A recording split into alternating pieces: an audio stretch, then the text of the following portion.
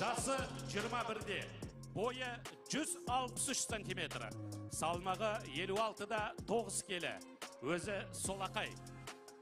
Шаршалаңда 52 кездесу өткізіп, оның 12-сінде жеңіске жеткен.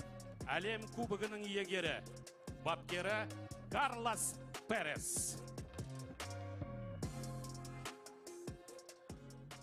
Қадірменді ағайын, енді бұл кубалық боксшының қарсыласы кім? Әрине, оның қарсыласы біздің қандасымыз. Қарсы алыңыздар. Алтын бұрышта Махмуд Сабырхан, Қазақстан.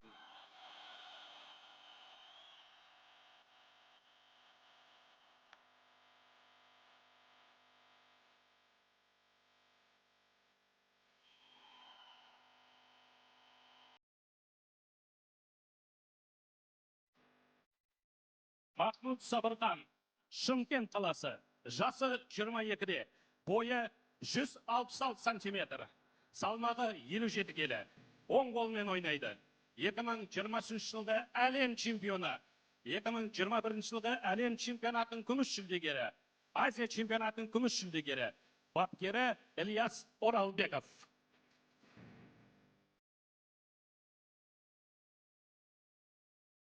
Сонымен, құрметті ағайын, тағы бір қошеметтеп қойып, алдарыңызда қара бұрышта біздің қонағымыз Роландо Мартинес Перес, Куба. Бір қошемет. Оның қарсыласы алтын бұрышта біздің қандасымыз Махмуд Сабырхан.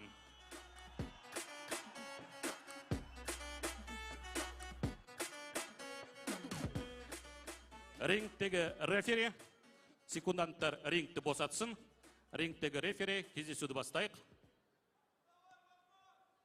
Boys, head up, not holding, not low blow, listen my command. Shake hands and good luck. Сәттілік. Махмуд Сабырхан, Роландо Перес Мартинес, Бостандық аралының өкілі. Әу баста Освальдо Диас болып еді қарсыласы, бірақ жақын арада қарсыласы ауысып кеткен екен.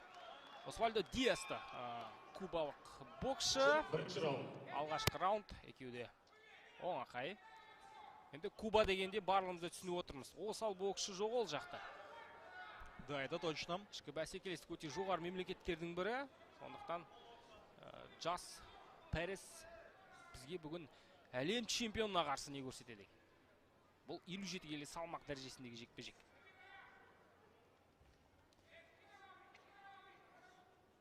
Джепті қолдануда әзірше Перес. Сабырхан өте жинақ. Бұл жекпе-жекте 6 раундқа жоспарланған.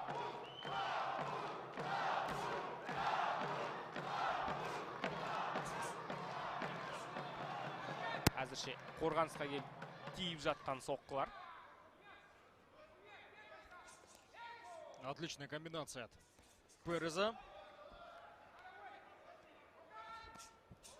Тағы да міне қарымта шабуылға ден қойып отыр, бірақ Перес шыны керек қашықтықты жақсы сақтай алуда қазір.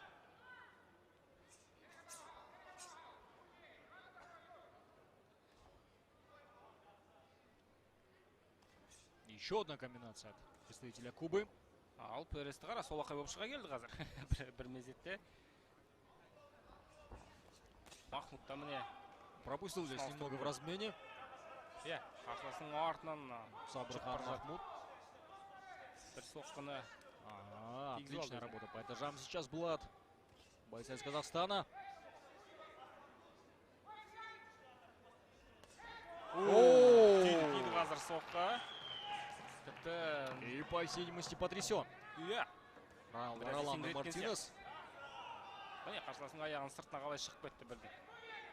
Слишком, кажется, голову вперед вытягивает Роландо Мартинес. Не деген тамаша бокс, екеуінің де орындауында. Әсіресе аяқпен қимылдарды айтсаңыз. Тамаша. Роландо тәптәуір қорғанып отырған.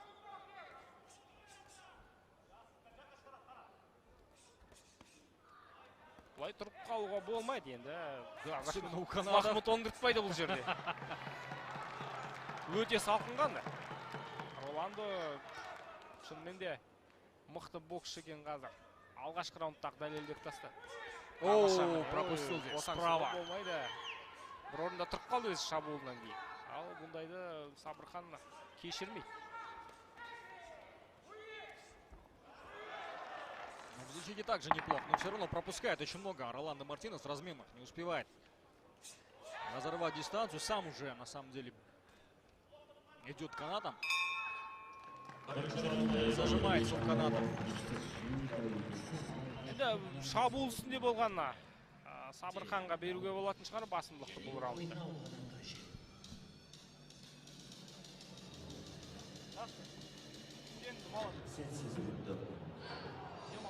Махмуд Сабырхан, назарларыңызда 21 жыл әлем чемпионатының ақтық сынына дейін жеткен, 23 жыл әлем чемпионатының жеңімпазы. Келе жатқан Олимпиададағы медальға үміткерлердің бірі әрине. Олимпиадаға қатысу үшін тіпті салмағын да ауыстырып үлгерді. Қазір 57 келі салмақ дәрежесінде өнер көрсетіп жүрген боксшы. Жуырда ғана Қазақстан Спартакиадасында дәл осы Билайн аренада топ жарған жігіттердің бірі. Ұлттық құрамада нөмір 1-ші спортшы екенін тағы бір мәрте көрсетіп отыр. Ал назарымызға ұлттық құраманың боксшылары да түсіп отыр. Бұл турнирде өнер көрсетпейтін ұлттық құрама боксшылары. Сабырханнан бөлек Теміржанов бар. Бұл турнирде Шымбергенов бар. Кейін сөзімізді жалғастыратын боламыз. Махмуд бірден шабуылға көшті. Да, начал второй раунд с активного прессинга. Бір мерзімнен бұрын жеңіске жетуді көздеп жүрген сияқты көрінеді, иә. Сабырхан Нацелен, по всей видимости, на нокаут. Обратите внимание, что в каждый удар вкладывается. И все больше прессингует. Отстреливается пока что Роландо Мартинес. түсінуімше Мартинес солақай болу керек, раундты, бірінші раундта оңақай болып бастап еді. Қазір міне 1,5 раунд бойы енді солақай болып жүр. Қазір өзінің бір үйреншікті тұрысына бір келе бастаған сияқты. Возможно, пытается запутать своего оппонента. Либо же все-таки действительно является левшой. Сабырхан бірде оң аяқ, бірде сол аяқты алға шығарып тұра береді. Міне, сөзімді дәлелдеп отыр, сол аяқты алға шығарды. Размен. Тамаша, қазір денеден бірден соққының басқа аударып жіберді. Міне, осылай анда-санда Сабырханға босаңсуға болмайтынын көрсетіп отыр кубалық жігіт.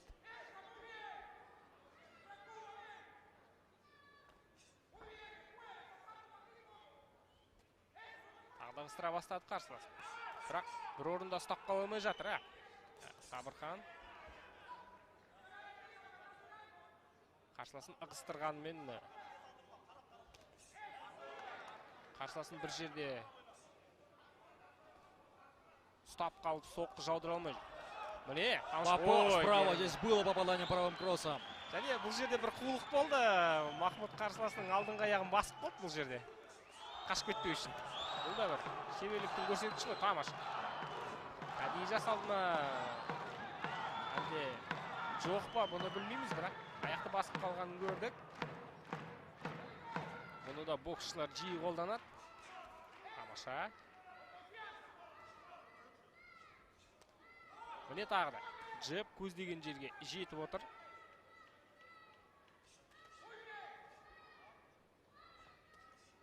Міне тағы да Роландоның дәл тиген соққысы, бірақ бірден Махмуд есе қайтарып отыр. Керемет. Міне тағы да қорғаныстың және Куба жігіті қазір жақын қашықтықта соққы алмасқысы келетін сияқты. Алла, көрдің бе? Махмуд қазір санмен алсын. Соққы қазір қабат дегені. На мой взгляд, это был стоячий нокаут. Жекпе-жек аяқталды. Екеуі де тіпті шабуылға беріліп кеткен. Оған қоса қазір Билайн аренаның шуы бар. Гонгтың дыбысы естілмей қалды. Но здесь было очень четкое попадание справа.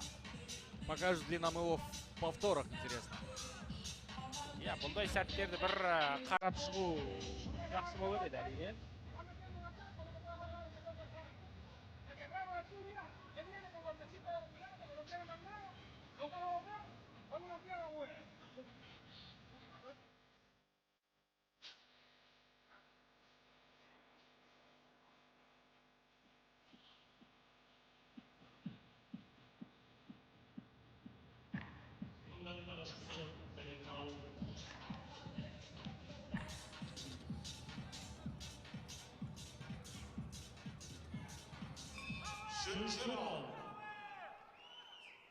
Үшінші раунд. Жекпе-жектің қақ ортасына да келіп қалдық. Роландо Мартинес қазір джебтерді қолдануда, ал Махмут Үйреншікті мәнерге бастыған. Қасына Страусқа тамаша, міне, дәл тиген соққы бар. Роландо да қазір белсенділікті біраз көтеруге тырысады әрине.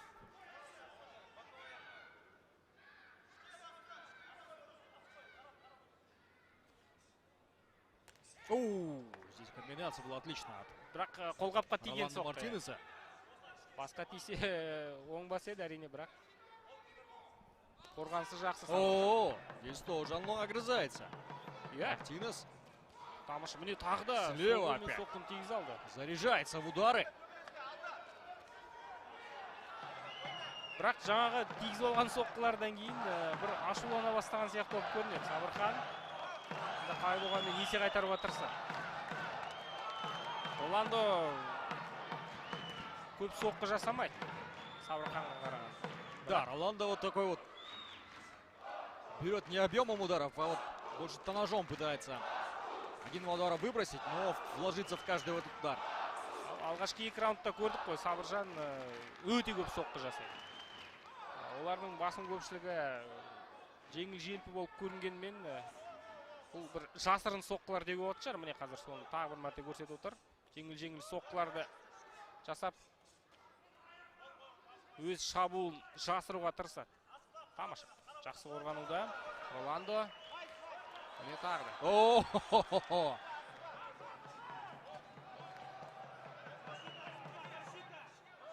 Қорғанысты ұмытпа дейді қазір. Жалпы рингсайдта бокстың мамандары көп қазір.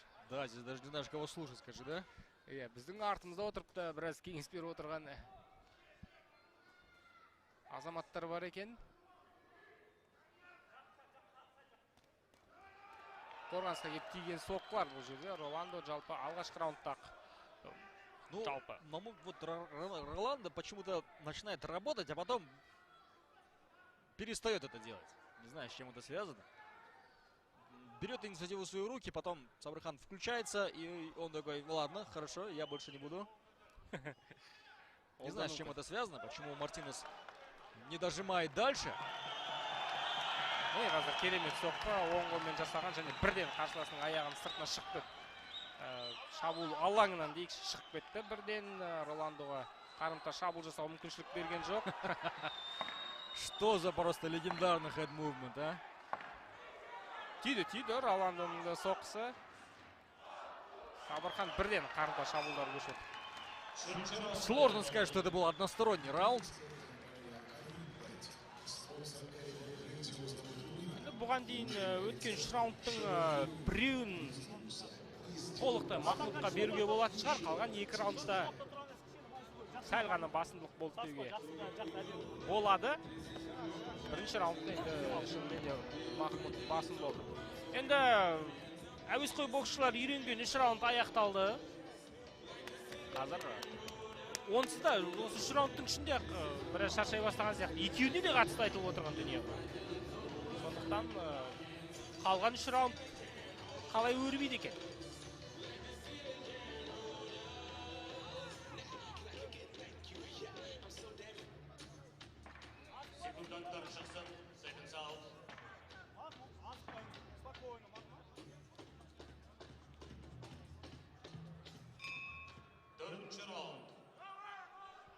Төртінші раунд. Сабырхан бірден рингтің ортасын басып алды. Роландо джептерден бастау жөн көрген екен. Роландоның қателігі бұл жерде Махмудқа көп кеңістік беріп қойып отыр шынымен. Бұлай жұдырықтасу Махмудқа әлдеқайдан ал өзі қысым көрсетсе, өзі Махмудты артқа қадам жасауға мәжбүрлесе, онда қалай болады? Оу! Тамаша, міне, я, оң қолмен тиді соң. Было попадание здесь. Пытается снова повторить этот успех, но здесь немного пропустил в клинче. Еще одна комбинация. Но я уверен, что дальше Мартинеса не хватит, как обычно, начало раунда. Активно начинает, затем инициативу отдает в руки Сабырхана Махмуда. Зажимает канатом ринга.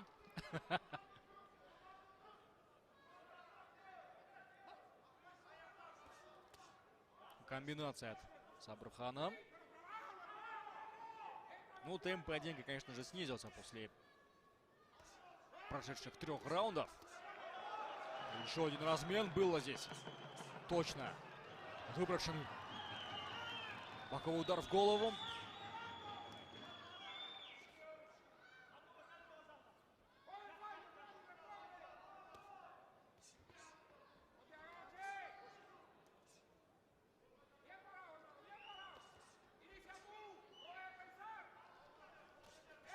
Минута остается до окончания 4-го раунда.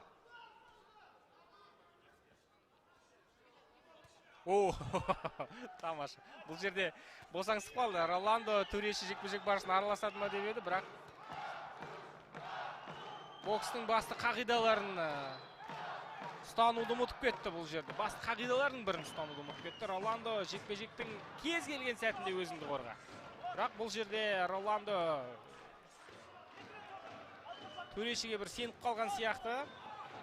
Попадает снизу правым апперкотом Махмуд Сабырхан. И по всей видимости включился. Отличная комбинация. Тиді бұл жерде мерзімнен бұрын аяқтауы мүмкін жекпе-жек. 20 секунд остается. Удастся ли удосрочить? Нет, вряд ли здесь. Бірақ қарқынды көтерді қазір. Да, но я Сабырхан. думаю, что это начало конца для Роланда Мартинеса. Наращивать темп необходимо в поздних раундах, вот в 5-м и в 6-м.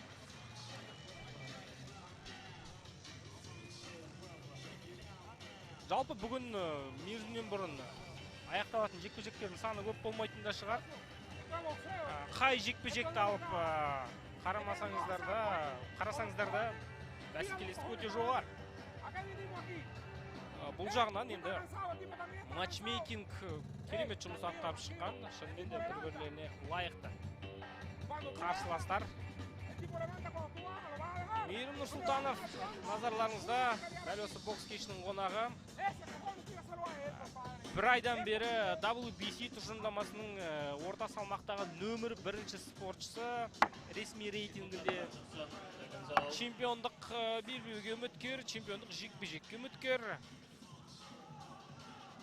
Кезінде ұлттық құрама сапында, Астана Арландары сапында өнер көрсеткен боксшы, ал біз рингке қайтып ораламыз. Тамаша. Роландоның сол бір үйреншікті мәнерде бастап отырған көріп отырмыз. Әр раунд осындай бір джептерден бастайды. Пәрес. Тамаша.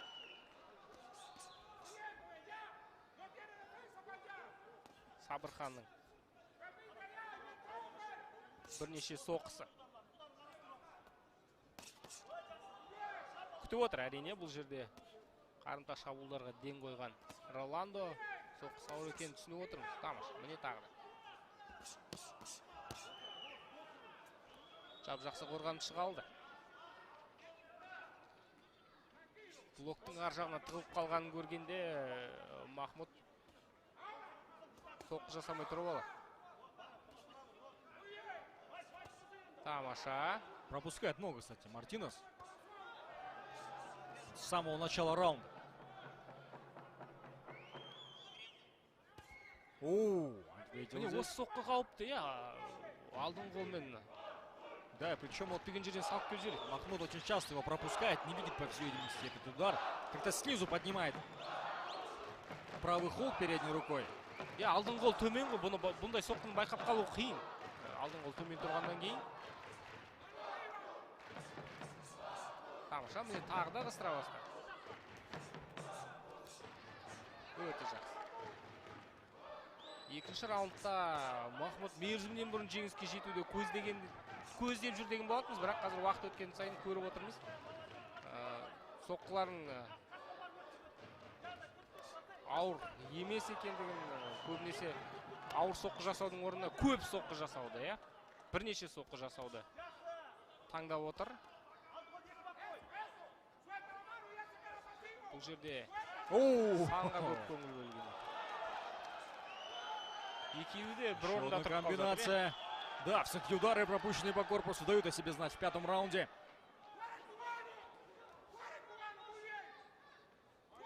Білек, құтты бір спаррингте жүрген сияқты қазір, екеуі алма кезек бір-біріне соққы жасап қояды. Қорғаныстың жағына тұрып алды. Роландоның сәтті шабуылы, соққы дәл тиіп отыр.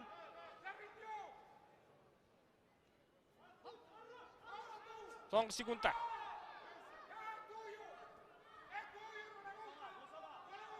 Енді шынымен де екеуі де бұндай форматтағы жекпе-жектерге үйренбеген байқап отырмыз. Өте қиын әрине. Махмудтың стилі де көп энергияны қажет ететін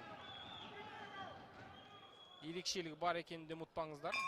Тамаша, раунд аяқталды. 5-ші раунд. Жақсы, ашып бармау керек. Түсінің ма? Блок бар, жақындаса блок көп бар. Дистанцияда ашып жүруге болады, былай жақын блок көп бар. Соңғы раунд, басынып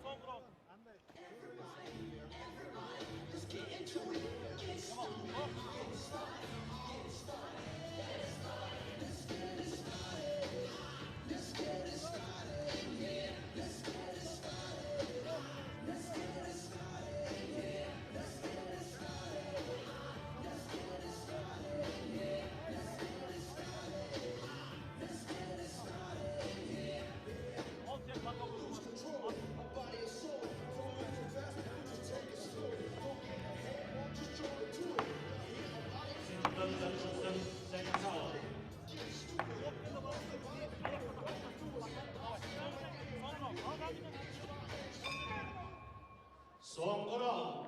Соңғы раунд. Енді энергияны үнемдеудің қажеті жоқ. Енді барын салуға болады. Шаршалардың ортасында бұны Роландо да түсініп отыр. Әрине қазір жеңісті жұлып алуға тырысатын болады соңғы раундта. Міне сол алдыңғы қолмен соққыға ден қойып отыр тағы да Мартинес. Қорғанысқа кеттеген соққылар.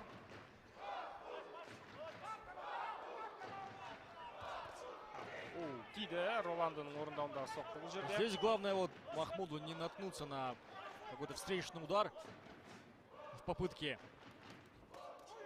знаешь, снести своего оппонента, слишком уж задрав голову назад, и особенно передней рукой очень здорово работает Роландо Мартинес. Мы это видели в прошедших раундах. Но ошибка Мартинеса в том, что после этого удара он дальше не продолжает свою атаку. Енді бұл жерде Махмудтың еңбегі шығар ең алдымен. Аяқты жылдам қимылдайды. Бірден. Да, сразу же, вот обратите внимание, как работает. Пробил, разорвал, снова вошел, снова пробил. Выбросил свою комбинацию. Здесь что за у нас? Борьба. Вольная. Публика недовольная у нас. Потому что у нас это бокс. Жақын қашықтықтағыда соққы алмасу. Сабырханның соққысы тиді. Бірақ Роландо да бірден есе қайтарып отыр. Мастер-класс, просто мастер-класс сейчас показывает нам. Тағы да дәл тиген соққы. Работа в ближнем бою и сразу же разорвал, вышел. Да, опасен в любом случае. Мартинес до последних секунд поединка. Нельзя расслабляться.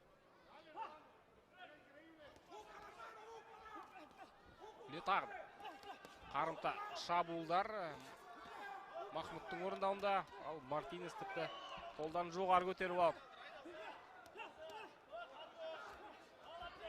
алға ұмтылуда. Міне, ашық ұрысқа кірісті О, қазір. что это было вообще? Тамаша. Ну какой жесткий, конечно же, спортсмен Мартинес. Сколько ударов пропустил, а? Тағы да тиді міне. Удастся ли оформить нокдаун в этом раунде?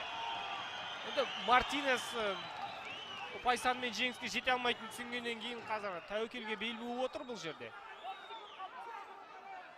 Куба жаттықтырушылары да алға итермеледі. Да, обратите внимание, как секунданты Роланда Мартинеса в лице тренера, по всей видимости, Эмоцияға беріліп пытаются заставить своего подопечного идти вперед и все-таки добыть досрочную победу, но маловероятно, конечно же, что Махмуд Сабурхан алтыншы раундта позволит это сделать. Махмуд Сабырхан толықтай ашылды деуге болатын шығар. Төрешілердің шешімін күтеміз.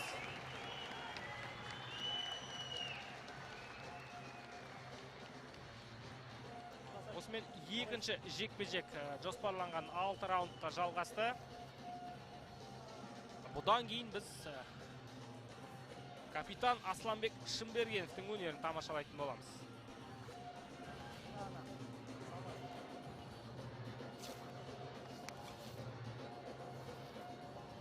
Қалай, жақсы ма бәрі? Қашамады ма? Молодец.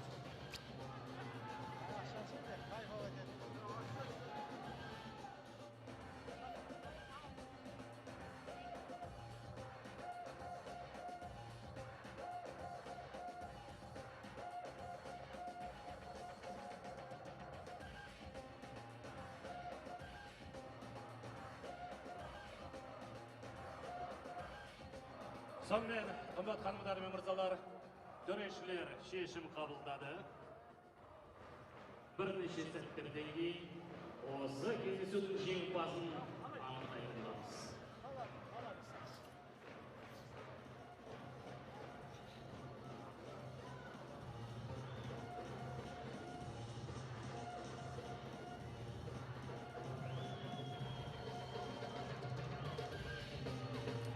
Алда әлі тағы 6 кездесу бар. Қызықтың бәрі алда. Сонымен, кубалық біздің боксшымыз дайындалып шаршаланың ортасына шықсын.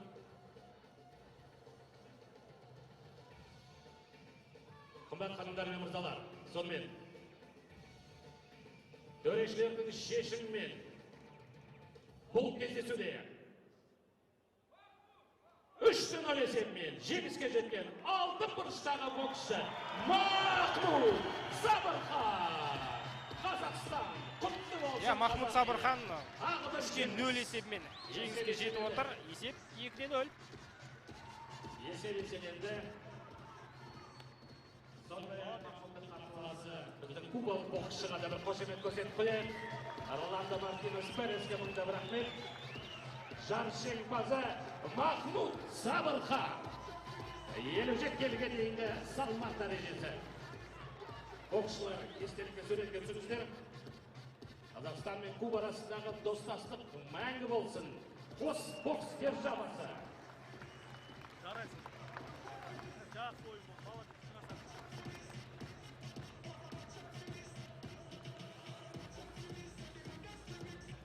Сонымен қадірмен ағайын, IBA чемпиондар күнін біз одан әрі жалғастырамыз. Ал қазір енді әрине көптен күткен кездесудің бірі болмақ. Мен айтайын деп отырған